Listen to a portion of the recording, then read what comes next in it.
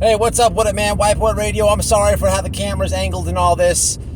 Work with me. Ride home. All right, this video here is more of a personal story, a little different content, still crime related, true story, very true story. And I want to see how this video does because I have some crazy garbage man stories. So I'm going to throw it out here. We'll see what happens.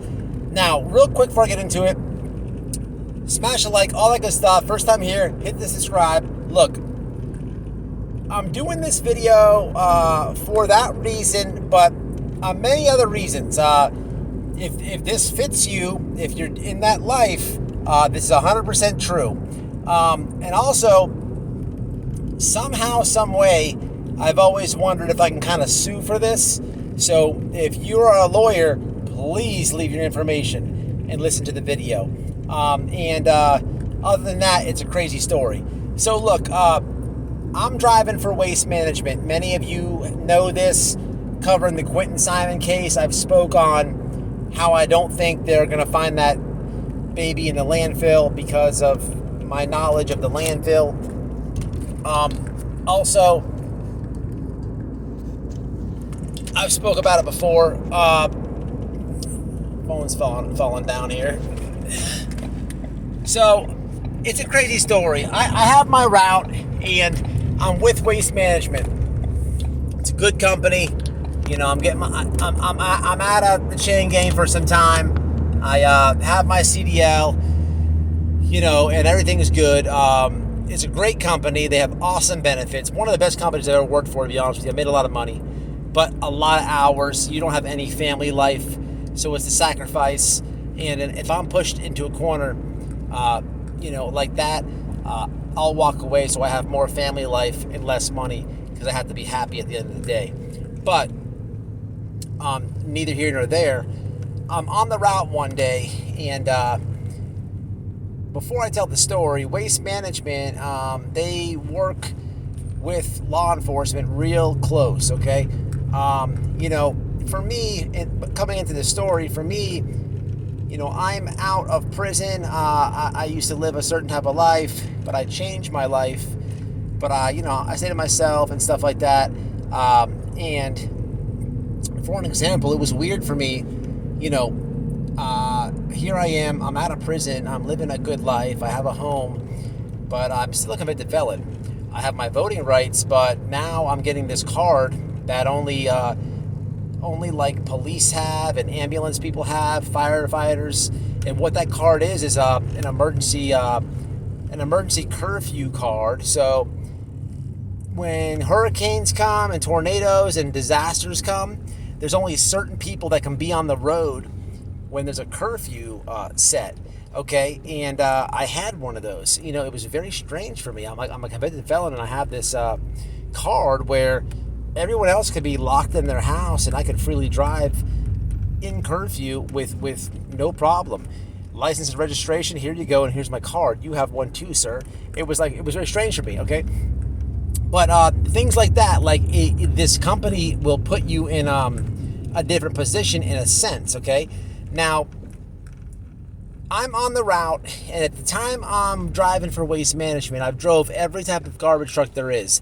The ones with the robot arms that grab the can and dump it, that's called a Corrado. And I used to drive a backloader, a strict residential where you have a guy in the back, and that's what I was driving this day. And what I was doing is getting bulk garbage. Bulk garbage is not like your can of garbage. What that is you know, you put a sofa out there or, you know, a desk or something. So me and the guy in the back, we'd throw the sofa in there and we'd go. I still talk to that helper as of today. His name is Tyrell. Friends with him as today. I try to help him in life. Good kid, hard worker. Neither one of us work for that company anymore. But anyway, I'm on route, and I'm picking up, you know, this bulk garbage. I have a route to do. I have it in my head. I've memorized it. And it's in the mid-morning, about 10:30. I get a text on the company phone from my boss. Says, call me now. Very fast. Call me immediately. And I call him. And he says, hey, I need you to go drop Terrell off at the church over here on the street. It was probably like maybe, 5 to 8 minutes away. And I'm like, why? He's like, you have to pick up a detective. I'm like, what? Now, I've heard of what I was about to do. I just always thought that, like, the guys that kiss ass and stuff get this job. I never signed up for it. I didn't want to do it. But I'm like, caught myself kind of in an argument with my boss. I'm like, well, what do you mean? He's like, you have to pick him up to go to a house, to go through somebody's garbage. I'm like, really? He's like, yeah, man, you got to do it. He told me you got to earn your stripes, is what he told me. My boss liked me. He thought I was a hard worker. I think he wanted to be more or less a friend than a boss. But, I didn't like that for many reasons. I've been through the system. I don't want to be on anybody's paperwork, any of this. Like, this was indirectly a very weird situation for me. I had this job where this is how I feed my family. I don't know, like, anything the police have going on. So, there's no debating it. So I go to the church and I drop off Terrell, and there's like detectives there. Okay, now this is a very awkward situation for me. I pull up and they're there, and the guy literally throws on a Waste Management shirt, the same one that I'm wearing, and he jumps in the cab. He was kind of a dick too. He's like, hey, drive. I'm looking at him like, where? And he gives me the street name. And I know it off the top of my head because it's on my route. This is why it was given to me, because these detectives wanted to go at this drug dealer's house that happened to be on my route. I have a huge route to do. It covers lots of streets. And so he told me. And when we got close to the street, he says, hey, look, before you turn on that street, what I want you to do is stop in about 4 or 5 houses before the house and stop and let me get off. So what he did is he was acting like he was getting their garbage, so people, it was normal. Like, normally, like, if you hear a garbage truck come down the street, it would be normal, rather than we just pull up to the house. We got to the dude's house. The detective was throwing all types of shit in the back. Now, on a garbage truck, when you throw stuff in the back, there's a little handle right there, and it will circulate, okay? It'll circulate and throw the stuff in the back into the truck, and then there's a compressor that compresses it, smashes it down. He didn't run it on purpose, obviously, so he throws all the guys' bags in there, okay? And he hops back in the garbage truck, okay? He says, go back to the church. Gets on the phone. When he was throwing the stuff in the back, keep in mind, on a garbage truck, we have cameras everywhere, okay? There's a backup camera that most drivers use when they're backing up because it's a big safety thing and a big accident thing. But you also have a safety camera that's pointing on the guy on the back because you have to have his safety at all times. And of course, I'm peeping it. And he's throwing bags and stuff, and he's ripping them open. He's doing it real fast and slick. He's ripping the bags open. Okay, he's putting it like that. He's going to get another one. And I seen what he was doing. As he's going through this guy's garbage, he put like the stuff over to the left, okay, that I guess he wanted, and the rest of the stuff to the right. He did it really fast, really slick. And this guy's done this before. So he gets on the phone. I don't know who he's talking to, his boss or whoever else. He just has a few words. As uncomfortable as I was with him, he was with me, because I could trust and believe. Out of all the guys working at Waste Management, I'm probably the only guy with a whole sleeve, tattoos everywhere. Look, he looked at me. He knew what was up. I don't have no problem with the dude.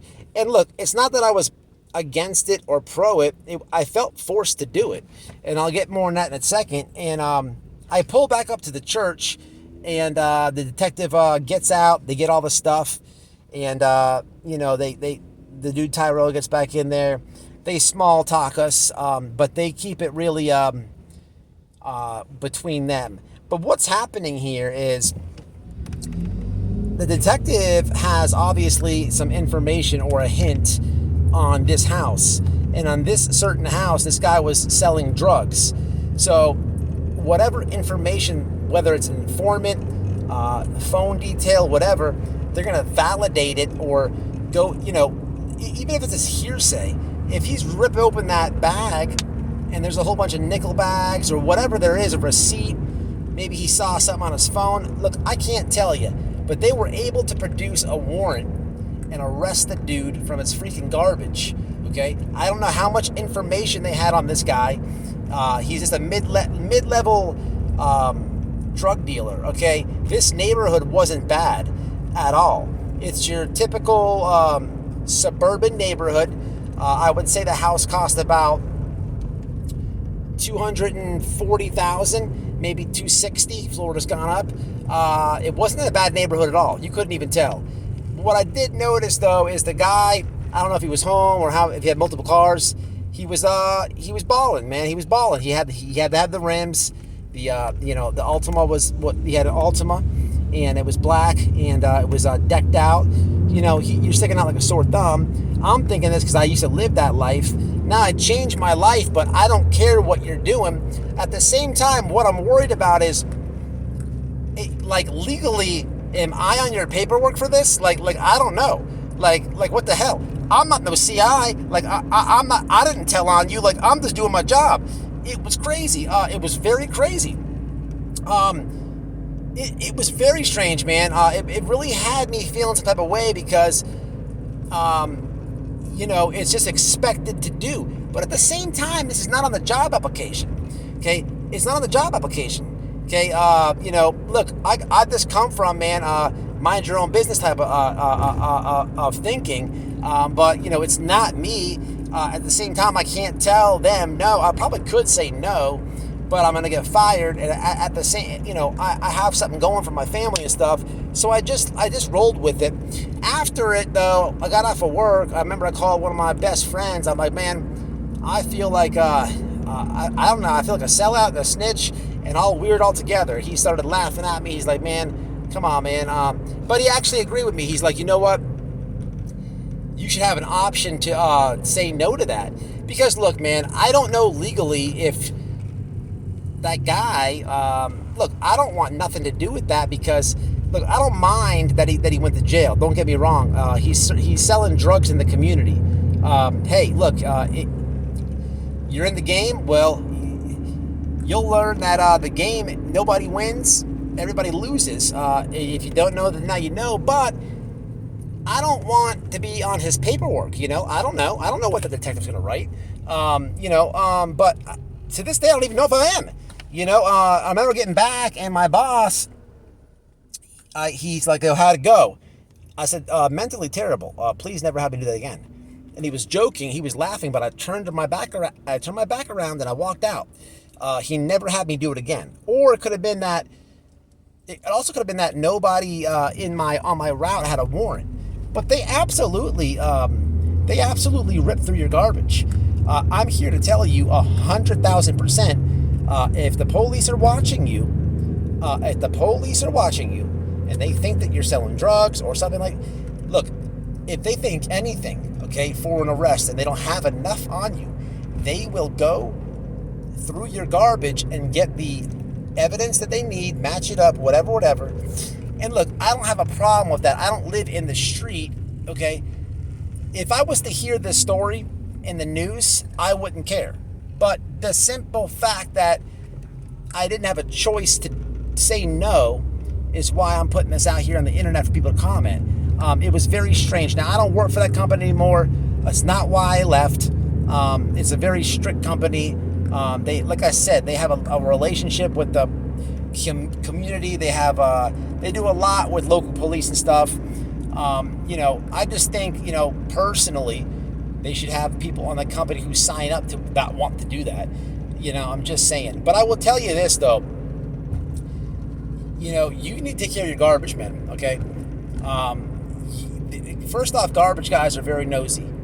Very nosy. I'm going to see how this video does and explain to you some more garbage man stories. But I'll tell you this. As far as, since we're speaking about drugs, for that company at least, Waste Management, if you are a drug user and you use needles and whatnot, the way that I used to have it is they do team drivers. So both guys got a CDL. I can drive the truck, you can drive the truck, okay? I'm not gonna be throwing back there all day. Okay, we both got licenses. So how about this? How you want to do it? The company wants us to each drive for 1 hour and one guy throw. Okay, that's how they switch on and off. Okay, but they do not want. They're very strict on their safety protocols. When you find needles in the garbage, I mean, it's not like you're looking in the garbage. You put it on the thing tips it in. But if you see it, you got to call, because that's a whole thing at the landfill. Now you're dealing with blood and blood pathogens. You got to call the boss. He's got to come out. And look, they tell them people, okay? Most garbage guys just run it because they don't feel like waiting on that. But they want you to do it for safety and all this. And look, there's cameras everywhere, so you kind of have to. And if you don't do it, you didn't see them. But trust me, when garbage guys find hypodermic needles in your personal garbage can, when the supervisor comes out, they can call the police. Another thing is this: bullets. A lot of shell casings and stuff. Well, not a shell casing, but if it's a bullet that's not been shot and you threw it away.